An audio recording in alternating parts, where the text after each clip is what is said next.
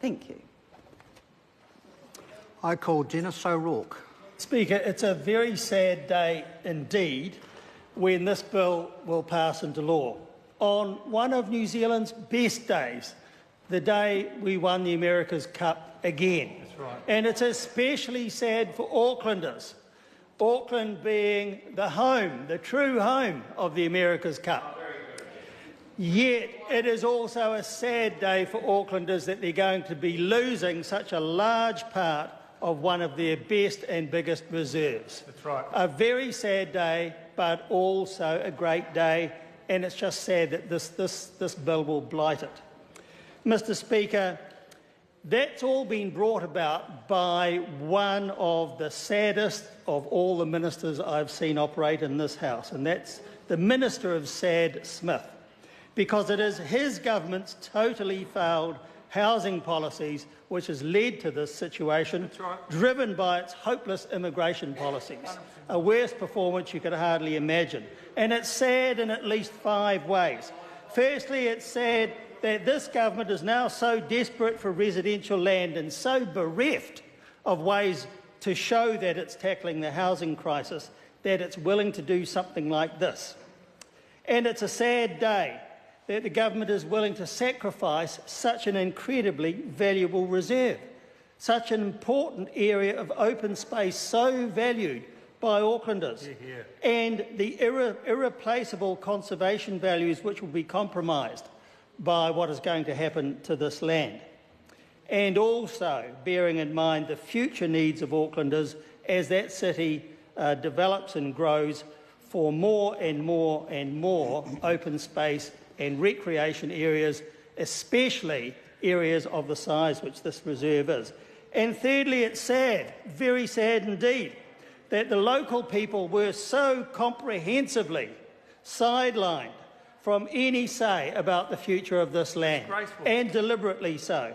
And fourthly, it's very sad indeed that the government has pitched local people against Ngāti Paoa by using this land as part of a treaty settlement, but only if used for expensive residential land. So what kind of settlement really is it when the government says, yes, you can have this land as part of a treaty settlement, but only if it's used for housing, otherwise you won't get it. Otherwise you won't get it. What kind of dictatorial settlement is that? Not very appropriate in our view. And fifthly, it's sad that the options for alternatives, and there were plenty, have never been properly investigated. So it is indeed a very sad day and a very sad piece of legislation. But there is one more sadness that I'll add to it.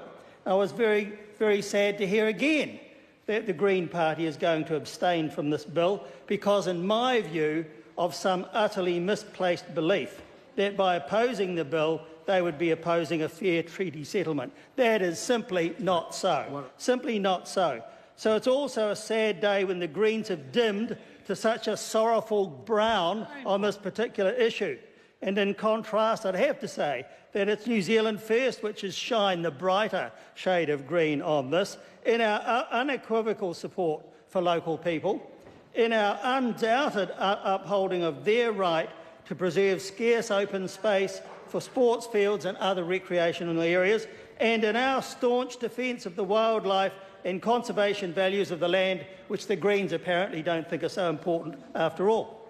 Anyway, putting that aside, the government's... And I did listen, and that's the whole point. My friend over here says I didn't listen, but in fact I listened very closely and I was deeply underwhelmed by what I heard. A confused, an utterly confused litany of silliness which doesn't result in anything positive. How on earth can anyone genuinely abstain on a bill of this nature? Just doesn't make sense. Just silly. And they deserve the criticism they get for it. But the government's actions over this bill are not just sad. The national government has shown its arrogance at its very worst by treating the local community like dirt and deliberately ignoring them, treating the open space provided by the reserve as just some more land which we can sell and use for housing. as though the conservation and open space values didn't matter at all. Treating important wildlife as though it was irrelevant to be sacrificed on the altar of poor planning and sheer government ineptitude. And treating the Auckland Council with disdain, not only by ignoring its submission to keep the land, and that's what the Auckland Council wanted to do as a reserve for future recreational purposes, but also taking taking over the council's function in determining what the remaining areas of this reserve will be used for in the future. That is not the role of government. That is the role of local government. And that party over there should learn the difference. They don't seem to understand. Mr. Speaker, New Zealand First has always wanted more and better housing for all New Zealanders, and especially in Auckland.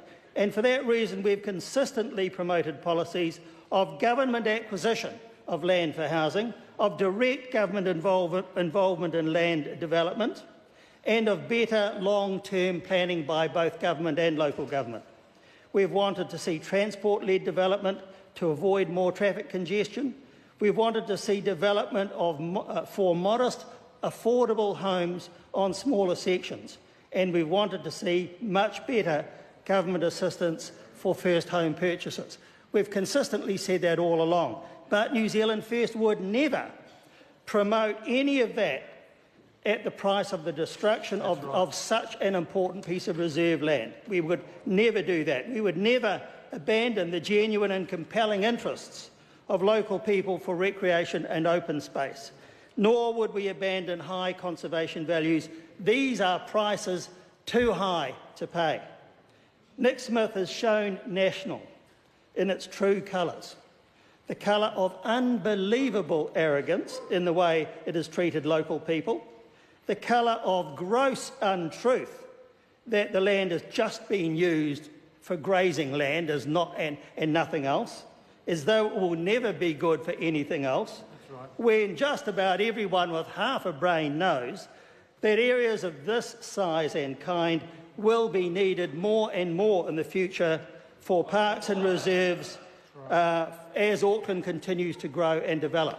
It will be needed more and more for those purposes, and 300 poultry houses is not anything like enough to justify ruining this reserve for that purpose.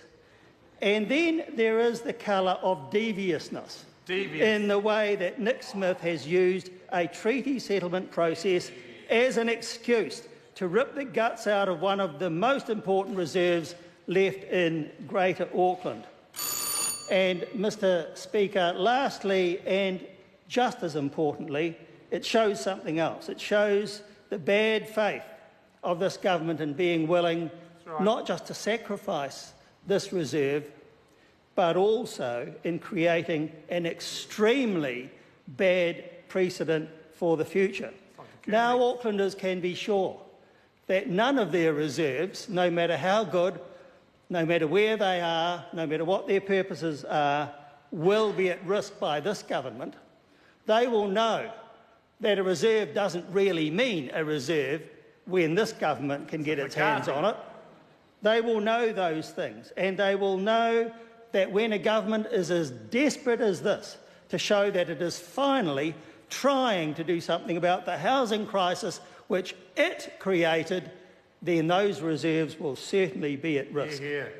It's time for this government to actually just give up and walk away. It has been so hopeless over housing and is now willing to sacrifice reserves of this value.